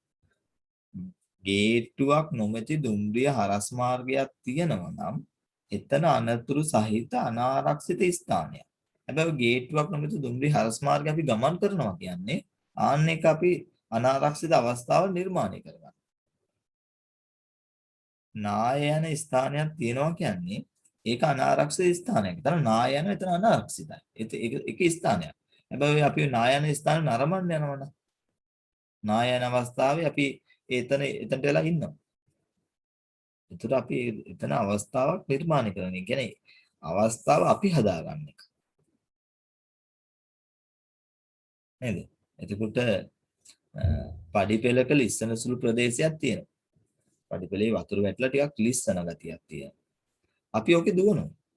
ඒ පඩිපෙළේ ලිස්සන සුළු ප්‍රදේශයේ ලිස්සන සුළු පඩිපෙළ අනාරක්ෂිත ස්ථානයක්. හැබැයි ලිස්සන සුළු පඩිපෙළක නැත්තම් පඩිපෙළේක දිවීම ඒක අනාරක්ෂිත අවස්ථාවක්. පැහැදිලිද මං කියන එක? ස්ථාන කියන එක ඉබේම තියෙනවද? එක වෙනස් වෙන්නේ නැහැ, ඒක තියෙනවා. ඒ තියෙන ස්ථානවල අපි ගැවසෙන්න ගත්තම අපි වැරදි ආකාරයෙන් ඒක පාවිච්චි කරනවා නම් නේද? එතනදී අපි ඒක ගණන් නොගෙන වැඩ කරනවා නම් ආන්නේ අපි ඒ වෙලාවේ අනාරක්ෂිත අවස්ථාවක් නිර්මාණය වෙනවා. නම් මේක දෙකක්, අනාරක්ෂිත ස්ථානයක් සහ අනාරක්ෂිත අවස්ථාවක් කියන්නේ දෙකක්. මේ හඳුනා ගැනීම වලට කරන්න පුළුවන් වෙනවා. ලබා දුන්නාම ඒවයි. හරි. එහෙනම් අපි මේකේ තියෙන උදාහරණ ටික වෙනම කතා කරමු. මම හිතනවා පැහැදිලි කියලා අනාරක්ෂිත ස්ථාන සහ අවස්ථා ගැන වෙනම. ස්ථාන තියෙන තැනක්, අවස්ථාවක් කියන්නේ අපි විනිර්මාණය කරගන්න තැනක්. පළවෙනියට කියනවා අනාරක්ෂිත අවස්ථා ගම් වතුර අවස්ථාවක දිය නෑමට යෑම. උරු පැදීමට යන එක. ගම් වතුර වෙලදී බොහෝ වෙලාවට දැන් පහුගිය දවස්වලත් ඔය ගම් වතුරක් එක ලංකාවේ මට මතකයක් තියෙනවා. මියගිය ප්‍රමාණය වෙන වෙනම කිව්වා. ගම් වතුර නිසා මියගියපු මෙන්න මෙච්චර ප්‍රමාණයක් මිය ගිහලා තියෙනවා. ගම් වතුර නරඹන්න බලන්න ගිහලා මෙච්චර ප්‍රමාණයක් මිය ගියා කියන කාරණා. ඒ කියන්නේ තමන්ගේ ගෙදරට ගම් වතුර ගහලා තමන් පාරේ ගමන් කරන අවස්ථාවේ ගම් වතුරට ඇවිල්ලා අහුවෙලා බේරෙන්න බැරුව මැරිච්ච අය ඉන්නවා. ඒක අපිට කරගන්න දෙයක් නැහැ. හැබැයි අවශ්‍ය නැතිව ගම් කවුරු හරි කෙනෙක් බේරගන්න ගිහලා නෙවෙයි. එහෙම අයත් ඉන්නවා.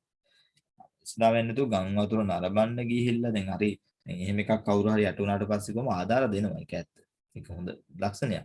හැබැයි ආධාර දෙනවට වඩා බොහෝ වෙලාවට වෙන්නේ කට්ටිය ආධාර දෙන්නයි අර විනෝදය තමයි මේකේ තියෙන්නේ.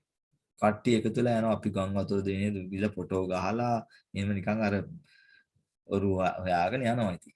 හැබැයි ගම් වතුර නරඹන්න ගිහිල්ලා සමහරලාට ඊට වඩා අනුතර වෙනවා. ඇත්තටම තමන් අපහසුතාවයට පත් වෙච්ච අය ඉන්නවා. ඊට වඩා ගොඩක් අය කරන්නේ තමන් බලෙන් අපහසුතාවයට පත් වෙනවා. ගම් වතුර අවස්ථාවක් කියන්නේ වතුර ගලනවා. ඉතින් ලිඳක් උඩින් වුණත් වතුර ටික ගලන් යනවා. අපිට පේන්නේ නැහැ බොහෝ වෙලාවට ගම් වතුරදී ගලන් යන්නේ බොර වතුර.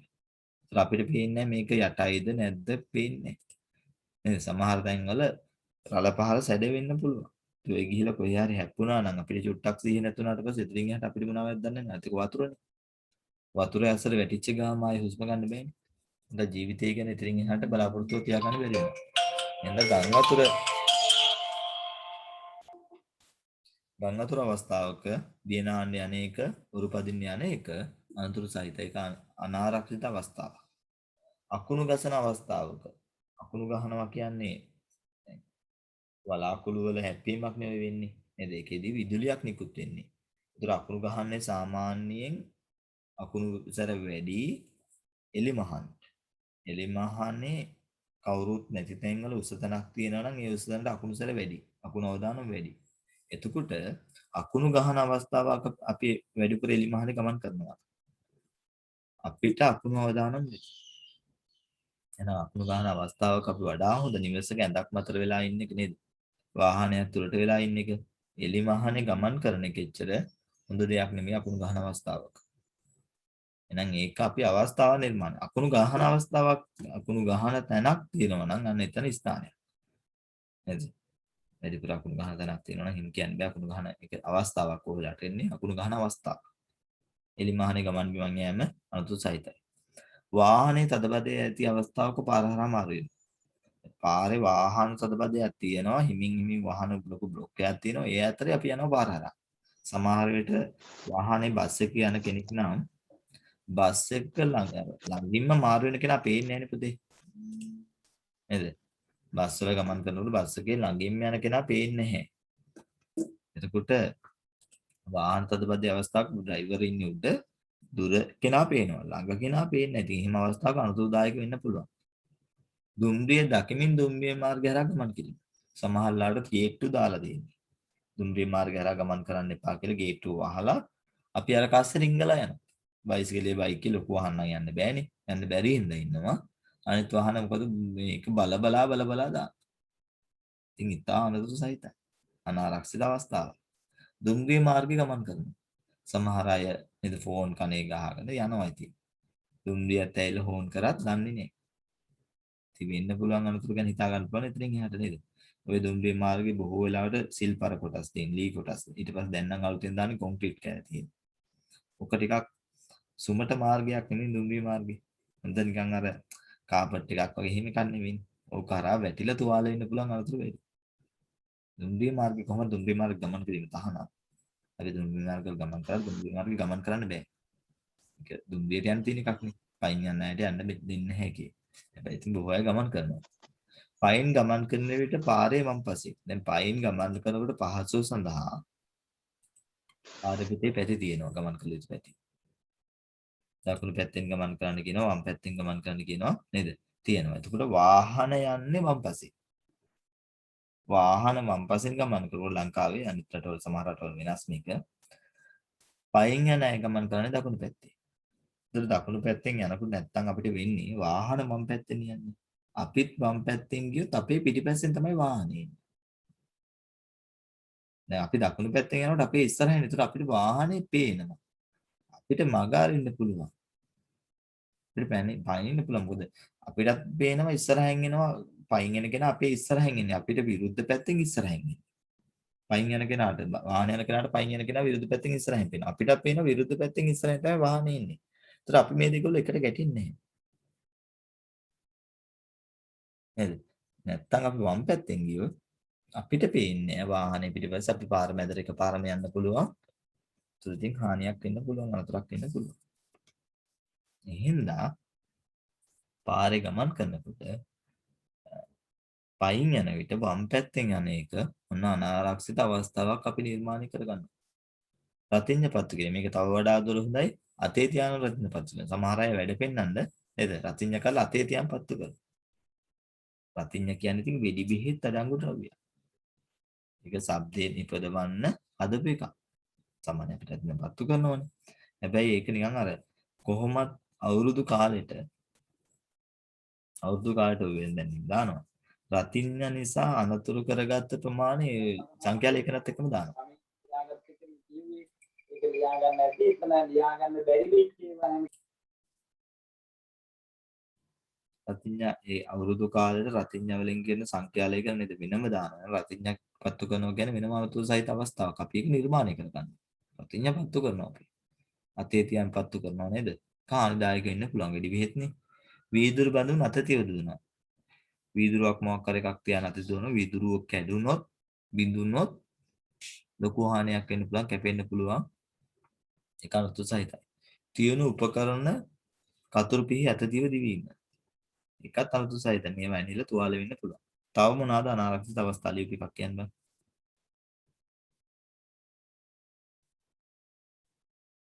තුනක් විතර ලියන්න කියලා තියෙනවා තව ලියපුව එකක් කියන්න. සුනාමි අවස්ථාවලදී එය නැරඹීමට යෑම. ගිය සැරේ සුනාමි ආපු වෙලාවේ සුනාමි එනකොට ඉස්ලාම් වුණා කියන්නේ මුහුද පැත්තට අඩු වුණාලු වතුර. කියන්නේ එකපාරම මුහුදේ වතුර අඩු වුණා. දැන් අපි වෙරළේ හිටපු අය එකවරම මුහුද ඇතුළට ගිල යනවා දැන්. මුහුද පැත්තට ගමන් කරන කිලෝමීටරයක් විතර වතුර එකපාරම අඩු වෙනවා. වතුර අඩු වෙනකොට මිනිස්සු ගොඩක් වෙලාවට බැලුවා එකපාර සමහරට මාළුන්ටත් ඒක හිතා ගන්න බැන්න මාළුත් අර වෙරළේ දැන්. ඒකට උන් අල්ලන්න ගියා සමහර අය ඉඳන් අල්ලන්න ගියා සිප්පු කටුව නම්මනම් ගොඩාක් මොකද තියෙනවනේ ගොඩක් දේවල්. මිනිස්සු එකපාර හිතා ගන්න බැරුණා. හැබැයි ඒ පස්සට ගියේ ඊට වඩා වේගෙන් සම්පූර්ණ මුහුදු රැළ ඉස්සරහට එන්නේ. ඒතර සුනාමි අවස්ථාවක් කියන අපිට කියන්න බෑ. ඒක තීරණය කරගන්න අපි දන්නේ නැහැ මොකද වෙන්නේ කියලා. එහෙම අවස්ථාවක අපි නරඹන්න යනවා කියන්නේ නේද? අපි විසින්ම අපේ මේ අනාගතේ ලියා ගන්න විදිහක් තමයි ඉතින් අපිට කරගන්න අනුතර. සුනාමි අවස්ථාවකින් නරඹන්න යනවා කියන අතුරු සහිත අවස්ථාවක්. තව තෙතටින් විදුලි උපකරණ ඇල්ලීම. විදුලිය කියන්නේ අපිට වාසිදායක අපි ගොඩක් ප්‍රයෝජනවත් ගන්න දෙයක්. විදුලියෙන් අපි ලොකු ප්‍රයෝජන ගන්නවා. හැබැයි ওই විදුලියේ තියෙන ප්‍රශ්න ගොඩක්. විදුලියෙන් අපි ලොකු ප්‍රයෝජන ටිකක් ගත්තට ඕක යම් පොඩි එක චූටි වැරදීමක් ඇති අපිට මරණය පවා විදුලිය කියන්නේ. එහෙනම් විදුලි උපකරණ අපි වැඩ ලේසි කර ගන්නවා කියනකට විදුලි උපකරණات එක්ක පුතේ විදුලිය තෙත කියන්නේ ජලය කියන්නේ විදුලිය ගමන් කරන තැන. ඒ හරහා අපිට විදුලි වදින්න පුළුවන්. එහෙනම් තෙත උපකරණ වලින් අපි විදුලි උපකරණ අල්ලනවා කියන්නේ අපි අපේ මරණය ලියාගෙන වැඩ කරනවා වගේ තමයි. එහෙනම් ඒක ඉතා අනාරක්ෂිත අවස්ථාවක්. තෙත උපකරණ වලින් විදුලි උපකරණ ඇල්ලීම. තෙත අතින් විදුලි උපකරණ ඇල්ලීම. තව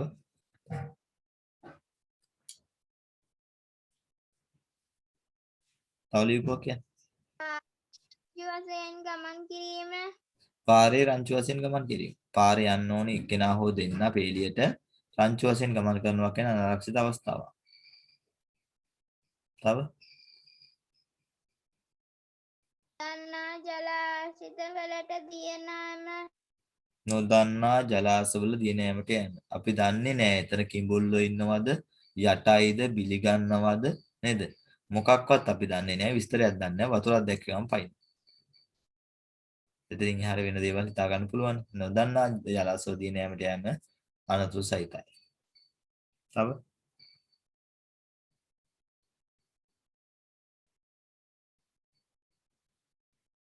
කියවෙන්න ඕන. කට්ටිය එක එක්කෙනා ලියපු කීපයක් දැන් කීප දෙනෙක් කියන්නේ.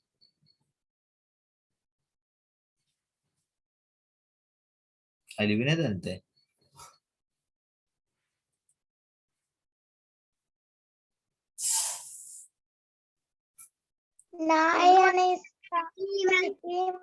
නායන ස්ථානයන් නැරඹීමට යෑම අනතුරු සහිත අවස්ථාවක්. උණු වතුර ඇඟට හැලීම. උණු වතුර ඇඟට හැලීම නෑ පුතේ. එතන අවස්ථාවක් නෙවෙයිනේ. ඒ කියන්නේ අනතුරක් ඒ. එහෙමනම් මෙහෙම කියන්න පුළුවන්. කුඩා දරුවන් සිටින විට උණු වතුර භාජන උස ස්ථාන වෙන නැත්නම් ඉහළින් තැබීම. අන්න ඒක අවස්ථාවක්. උණු වතුර මේ හැලීම කියන එක එහෙම කියන්න බෑ. අලි ඇතුන් ගමන් කරන මාර්ගයක සිටීම. අලි මංකඩක් හරහා ගමන් කිරීම. හරි ඒක. අලි මංකඩවල තියෙනවනේ දන්නවනේ මෙතනින් අලි යනවා. ආන්නේ මාර්ගයකට වෙලා ඉන්න එක නැත්නම් ඒ මාර්ගයක ගමන් කිරීම අනතුරු සහිතයි. ඔව් පුතේ. ගම් වතුර ගලන ස්ථානයක සිටීම. වෙත් කමන්නේ. ගම් වතුර ගලන ස්ථානයක සිටීම.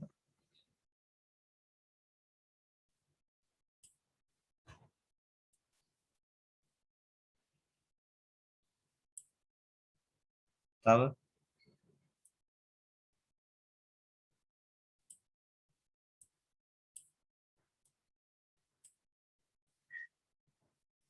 හරි එහෙනම් කියවුණා කාරණා කීපයක් අපි යන් අනාරක්ෂිත ස්ථාන සම්බන්ධයෙන් කතා කරමු.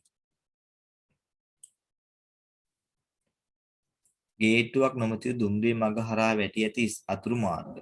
ගේට්ටුව නෑ දුම්රිය හරස් මාර්ගයක් තියෙන අතුරු මාර්ගයක්. එහෙනම් මෙතන අනාරක්ෂිත ස්ථාන. මේ හරහා වාහන ගමන් කළා අනාරක්ෂිත වෙන්න පුළුවන්.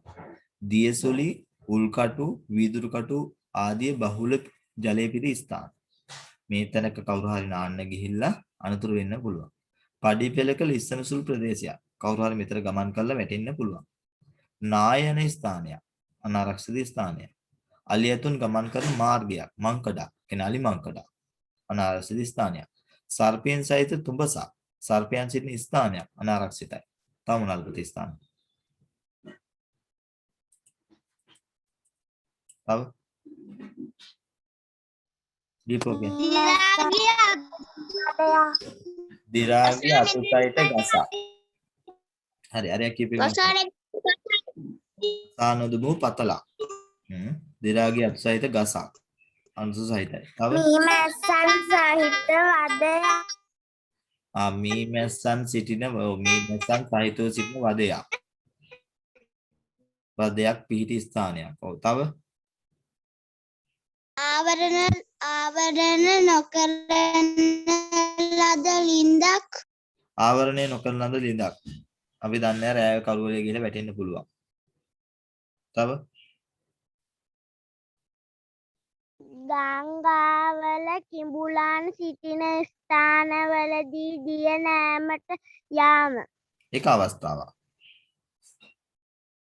එක ලියන්න ඕන උඩේකට. මේක ලියන්න බෑ. එහෙනම් ඔයාලට කියන්න පුළුවන් ගංගාවල වැව්වල කිඹුලන් සිටින ස්ථානයක්.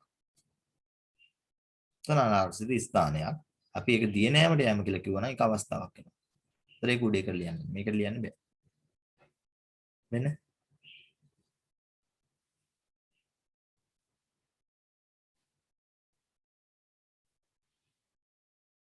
තව අනුතු සහිත දැන් වලවල් ඇති ස්ථාන වලින් ගමන් යාම.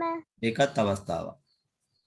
එහෙනම් පාරේ වලවල් සහිත ස්ථානයක්. දෙකින් වාහනයක් ඇවිල්ලා අරක වැටෙන්න පුළුවන්. පාරේ වලවල් සහිත ස්ථානයක්. ඒකේ ගමන් යාම කියලා කියනවා නම් පුතේ එක අවස්ථාවක්. දෙක වෙනස තේරුම් ගන්න ඕනේ. දිරාගේ අතු සහිත ගසක්. තව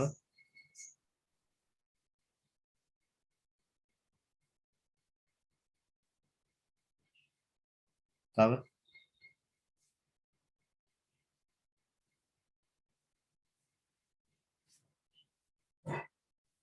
අනුතු සහිත මහා මාර්ගයේ වලවල්. ඔව් මහා මාර්ගයේ වලවල් සහිත ස්ථානයක්. අධික බෑවුමක් සහිත පාරක්. ගසක සිටීම. මොකද පුතේ? ගසක් කපන විට ගසලක සිටීම. ඒක අනුතු සහිත අවස්ථාවක්. අත්හාර දැමුලින්. අතහැර දැමුලින් අර ගසක් කපන කතාව කරනවා නම් එහෙනම් ගස් කපන ස්ථානයක්. එතන අනුතු සහිත ස්ථානයක්.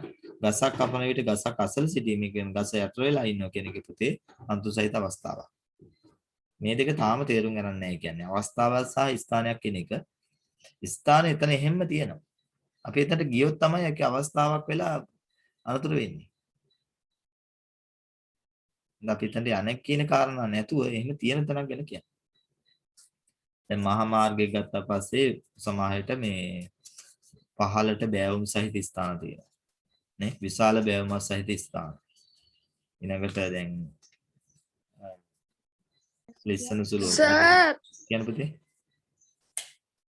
වැස්ස වෙලාවේදී මුහුදු වෙරළේ දිය නෑමට යෑම. බෑ ඒක අවස්ථාවක්. අවස්ථා ලියන්න එපා මං කියන්නේ ස්ථාන. බැම්මක් සහිත ස්ථානයක්. බැම්මක් සහිත ස්ථානයක්. ඒකට අපිට කියන්න බෑනේ ඒක අනුතු සහිතයි කියලා. එහෙනම් පොඩ්ඩක් ඒ බැම්ම පුපුරා ගිය බැම්ම සහිත ස්ථානයක් එහෙ නැත්නම් පහළට විශාල බෑවුමක් සහිත කියලා වගේ පොඩ්ඩක් ඒක අනුතුර කියන්න ඕනේ. දැන් අපි බැම්මක් ගහන්නේ අනුතුරක් වෙන එක වළක්ව ගන්නනේ. ඒතර බැම්ම අනුතුරු කියලා කියන්න බෑ අපිට එහෙම. ඒක වෙන විදිහකට ඒක අනුතුරු සහිත කරලා කියමු. නේ? බැම්ම දැන් පුපුරලා ගිහිල්ලා තියෙන්නේ. අන්න එතන අනුතුරු සහිතයි. එහෙම කියමුනේ. නැත්නම් බැම්මත් සහිත ස්ථානයක් කියන ගැලපෙන්නේ නැහැ. පුපුරා ගිය බැම්මත් සහිත ස්ථානයක්. වහලේ දි รา ගිය නේද පරාල සහිත නැත්නම් දි รา ගිය වහලයක් සහිත නිවසක්. අනුතුරු සහිතයි. ඊට පස්සේ දැන් ඔයාලගේ ඉස්කෝලේ තියෙන අනුතුරු තියෙන දැන් නැද්ද තව? ඔන්චිලාරි මේ කැල්ල බින්ද තියෙනවා නම් ඒකේ සෙල්ලම් කරන්න ගියාම ඒක අවස්ථාවක් නිර්මාණය වෙනවා. එහෙම තැනක් අනුතුරු සහිතයි. මේ පාරේ අධික වංගු සහිත ස්ථාන. ගහලා තියෙනනේ ඒවා කොහොමද දාන්නේ? මොකද පුතේ? වසානගමු පතල්. ඔව් හරි කිව්වා. වසානදුමු පතල්. අනුතුරු සහිතයි. වැටෙන්න පුළුවන්. හරි. ඊළඟට තව මාතෘකාවට අපි යන්න හදන්නේ.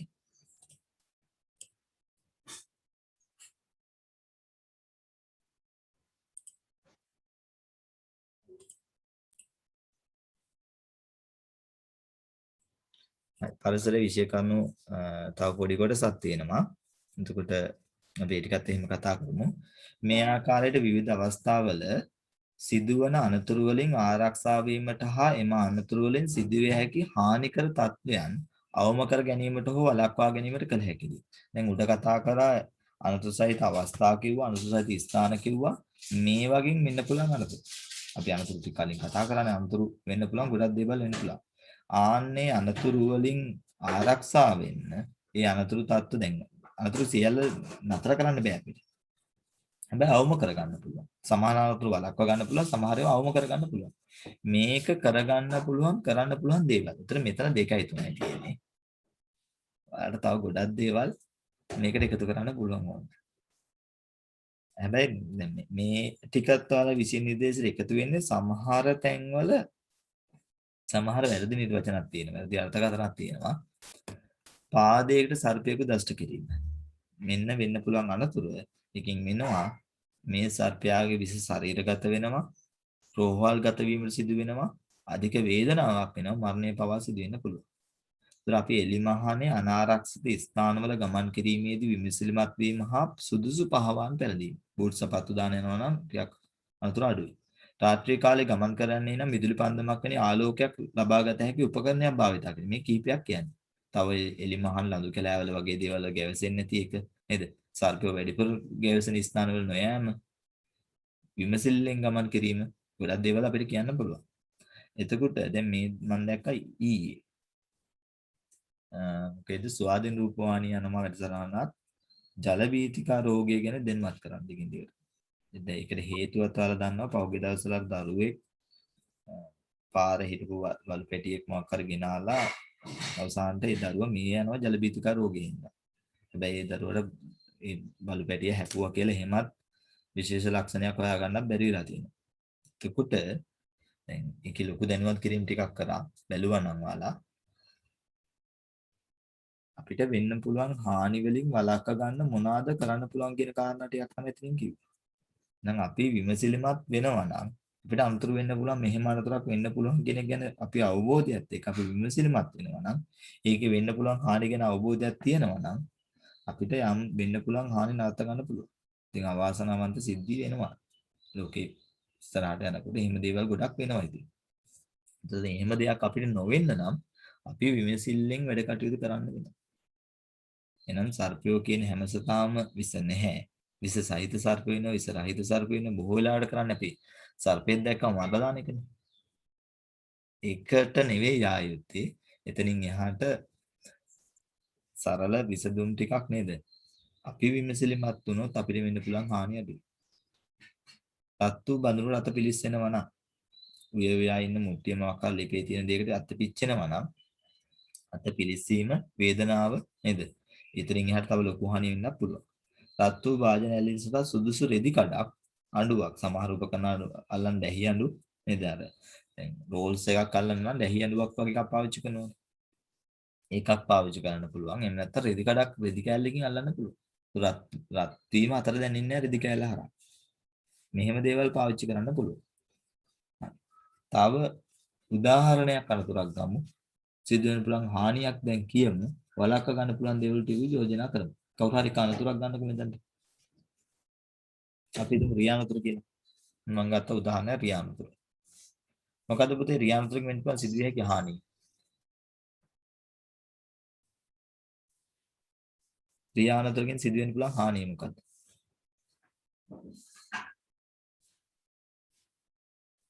කතා කරමු. රියානතුරකින් වෙන්න පුළුවන් හානිය. කතා වෙන්න ඕන.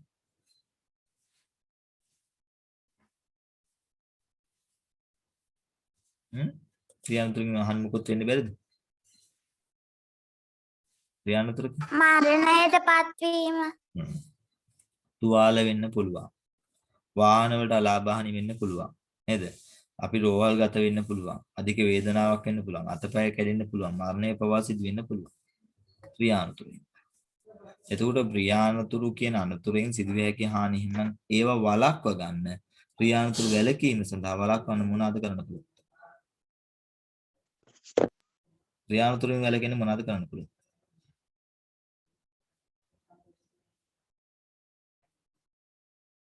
පාරේ දකුණු පසින් ගමන් කිරීම. පයින් ගමන් කරන අය දකුණු පසින් යන එක.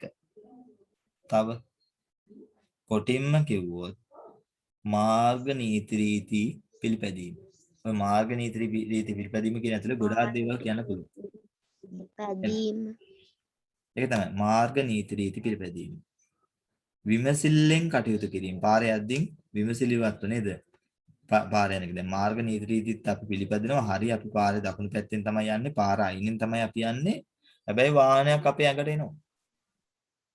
විමසිල්ලෙන් ඉන්නවා නම් දෙයනේ කියලා අපිට පැන ගන්න අවස්ථාවක් තිබුණොත් සමහරට බැරි නෑ ඉතින්. එහෙම අවස්ථා තියෙනවා 99 බේරිච්ච තැන් ඕන තරම් තේන්නනවා නේ සමහර වීඩියෝ වල පේන්නේ. විමසිල්ලෙන් කටයුතු කරොත් බේරෙන්න පුළුවන් ඉතින්. එහෙම බැරි අවස්ථාවක් තියෙනවා ඉතින්. අපිට අර කියනවා නේද කර්ම කියලා එකකුත් තියෙනවා කියනවා සමහරලාට. එහෙම බැරි අවස්ථා තියෙනවා ඉතින්. අනතුරු එහෙම තියෙනවා. හැබැයි බොහෝ අනතුරු පුතේ වළක්වා ගත හැකියි. හැප්පීම. මොකද පුතේ? වේගයෙන් ගින් හැප්පීම. නෑ මෙතනට ගැලපෙන්නේ නෑ. අපි කතා කරන්නේ මේ වළක්වා ගන්න කරන්න පුළුවන් ක්‍රියාමාර්ග.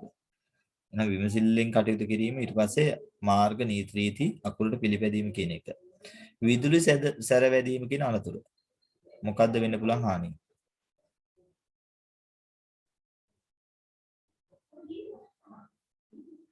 විදුලි සැරවැදීම. වෙන්න පුළුවන් හානි මොනවාද? කතා කරන්න ඕන. දැන් මෙච්චරලා මම වැඩිපුර කතා කරා. දැන් ඔයාලයි කතා කරන්නේ. මරණය.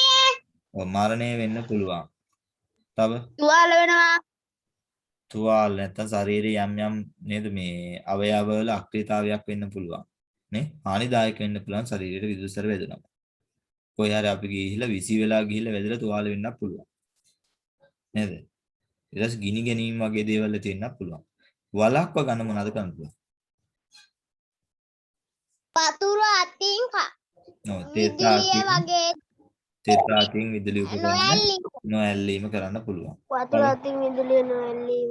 ඔය තෙත්‍රාතින් විදුලිය නොඇල්ලන්න පුළුවන්. ඊට පස්සේ ගෙදර දැන් ආරක්ෂිත උපක්‍රම තියෙනවනේ පුතේ. ඔයාලා ගෙදර ඔයාලා දන්නේ නැතුව ටිප් ස්විච් එකක් තියෙනවනේ. ඔය ටිප් ස්විච් එක ඔටෝ ඔෆ් වෙනවද දන්නවද? අතදා බලන්න යන්න එපා. ඒවා හොඳ දේවල් නෙවෙයි. ටිප් ස්විච් එක සාමාන්‍ය පුතේ කරන්ට් එකක් කාට හරි වදිනවා නම් වදින ශනිකව ටිප් එකෙන් ඔෆ් වෙලා යනවා. ඒ කියන්නේ අර අකුණු ගහන වෙලාව ටිප් එකෙන් ඔෆ් වෙන්නේ. ඒකේ එන විදුලිය මේකත් එක්ක වැඩි වෙනකොට ටිප් එක කියන්නේ හරි ක්‍රියාකාරීත්වය තියෙන ඒවා එහෙම තියෙනවා පුතේ. දැන් ඔය විවිධ මේවා තියෙනවා පුතේ එක එක තැන්වල. සාමාන්‍යයෙන් ආයතනයක් වුණාට පස්සේ ආයතනයක මේ නීති රීති තියෙනවා. ගිනි නිවීමේ උපකරණ ආයතන තුල තියෙනවා. ඒ කියන්නේ රෙජිස්ටර් කරපු එහෙම තියෙනවා සමහර ආයතනවල. අනිවාර්යයෙන්ම ගිනි නිවීමේ උපකරණ තියෙනවා. ඒ කියන්නේ යාළගේ අර දැන් ආයතන වල ගන්නවනේ පුතේ දැන් අවසරයක් ගන්නවනේ. අපි හිතමු සුපිරි වෙනසලක් හරි මොකක් හරි ලොකු කඩයක් කියලා. ඕක රෙජිස්ටර් කරලා ඕක අවසරයක් ගන්නකොට ඕක තියෙන්න ඕනේ. මෙන්න මෙහෙම උපකරණ ටිකක් මේවා අනිවාර්යයෙන්ම තියෙනවා. ගිනි නිවීමේ උපකරණ වේ. කියන්නේ අර ආරක්ෂිත උපක්‍රම පාවිච්චි කරලා ගින්නක් ඇති වුණොත් නිවා ගන්න මේකේ උපකරණ තියෙනවා. සමහර දැන් ඔය චිත්‍රපටි වල එහෙම ඇතිනේ. එකපාරම ගේයක් ඇතුලේ ගින්නක් ආවොත් අරකේ තියෙනවා සමහර තැන්වල තියෙනවා ඔටෝ ඔන් වෙන මේ ජල පද්ධතියක් තියෙනවා. උඩින් ඉඳලා තියෙන වතුර එකපාරම මහා වැස්සක් වගේ වැටෙනවා අතට. ඒක ගින්න නිවිල යනවා. එහෙම තියෙන එක එක විවිධ උපක්‍රම පාවිච්චි කරපුවා තියෙනවා. ගින්න උපකරණ හදාවි කියලා තියෙනවා. ඊට පස්සේ වතුර දැන් සමහර පාරවල් වල අපි දන්නේ නැහැ රතු පාට ටවුන් බදලා තියෙන්නේ මේක. රතු පාට ලොකු කෑල්ලක් තියෙන බටයක් වගේ එකක් කෑල්ලක් තියෙනවා. ඕකේ තියෙන වතුර. ඕන වෙලාවට අරගේ මේ ගරාමේ ඇරලා ගන්න පුළුවන්. දුම්රියක් ගමන් කරනකොට රතු පාට මොකද කෑල්ලක් තියෙනනේ දුම්රිය හදිසි නවත්තන්න අවශ්‍ය වෙනවා. එහෙම විවිධ උපක්‍රම පුතේ අපි අනතුරු වෙන්න පුළුවන් අනතුරු වලින් ආරක්ෂා වෙන්න විවිධ උපක්‍රම පාවිච්චි කරලා. ඒතර අනතුරත් එක්ක වෙනස් වෙනවා. ඒතර අපි අපේ වෙන්න ඕනේ අවබෝධය.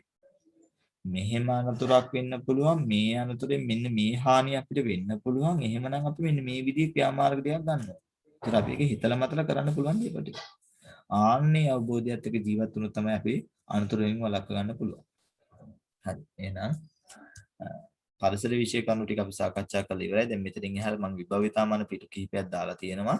මේ විභවිතාමාන පිටු කිහිපය දැන් අද කතා කරන්නේ නැහැ. මොකද මේක දැන් නැති දරුවෝ ටිකුත් ඉන්නේ. එයාට මට මේක ස්කෑන් කරලා දාන්න බැරුණා. ඒතට මේකයි තව එක වැඩක් ඉතුරුනා අපිට. එතකනම් මේකයි ගණන් ගැටලු ගණන් අර ගැටලු 1000 පුතේ අභ්‍යාස කිහිපයකුයි. ඒ ටික අපි ඊළඟ දවසට ඉතිරි කරනවා. ඒතර අද දවසට අදාළ පැවරුමක් පැවරුමක් දාන්නම් නැත්නම් යම් කොටසක් හරි මම කියන්නම් මෙන්න මේ කොටස් ටික කරන්න කියන එක අපි ඔහොම කතා කරමු නේද? අද දවසේ මෙහෙම කරමු. බුද්ධ ධර්ම පාඩමක් යන්න ඕන පුතේ මට තව. එහෙනම් 13 වෙනි බුද්ධ ධර්ම පාඩම කියව ගන්න නේද? ඒකේ අභ්‍යාස ටික කරන්න. ඒක අභ්‍යාස ටිකක් කරන්න. ඔව් අභ්‍යාස ටික කරමු. අභ්‍යාසයක් කියලා නැහැ පුහුණුවර කවියක් තියෙන්නේ. කවිය ලියා ගන්න ඉතින්. පාඩම කියවලා කවිය ලියා ගන්න නේද? චිත්‍රයක් වගේ ලස්සනට අඳින්න පාඩමේ මම ප්‍රශ්න කිහිපයක් දාන්නම්. මේ ඔයාලා පුළුවන් නම් මෙහෙම කරන්න. ප්‍රශ්න 4-5ක් මේකෙන් හදන්නකෝද? ප්‍රශ්න 5ක් විතර හදලා උත්තර ලියන්නකෝ මේකේ. 13 වෙනි පාඩමේ ප්‍රශ්න කිහිපයක් හදලා ඔයාලා උත්තර ලියන්න. ඔයා ප්‍රශ්නයක් හදන්න මේක ඇතුලේ. උත්තර ලියන්න කිහිපයක්. ඒතර පාඩම ගැන පොඩි අවබෝධයක් එනවා. හරි? ප්‍රශ්න කිහිපයක් හදලා උත්තර ලියන්න. ඒතර පාඩම ගැන අවබෝධයක් එනවා. අපි ඒන් ටිකක් කතා කරමු ඊනකට මේ පාඩම ඇතුලේ. අනිත් විෂය කන්නු ටික මම දෙන්නම්. හරි එහෙනම් අපි ආය පන්ති කොහොමත් මේ දවස් තියෙනවනේ පුතේ ආය පන්ති තියෙන කවද්ද සම්බනේ. හරි අද දවසේ මට පැවරුම් ඔයාලා ඔය ඇයිඩියද කරන්න. මම තව කීපයක් අද දවසේ දාන්න පුළුවන් වුණොත් දානවා. අද දාන්න බැරි වුණොත් අනිවාර්යයෙන් මම හෙට හෝ දානවා සඳ වෙනකම් කරන්න අභ්‍යාසයක් දානවා අභ්‍යාස ටික. ඒතර මේ අභ්‍යාස ටික කරන්න ඕන සඳ පන්තියේදී අපි සඳ උදේ 6ට පන්තියේදී ඊතුරු කාරණා ටික සාකච්ඡා කරමු. එහෙනම් හරි අද දවසේ වැඩේ අපි අද අවසන් කරමු.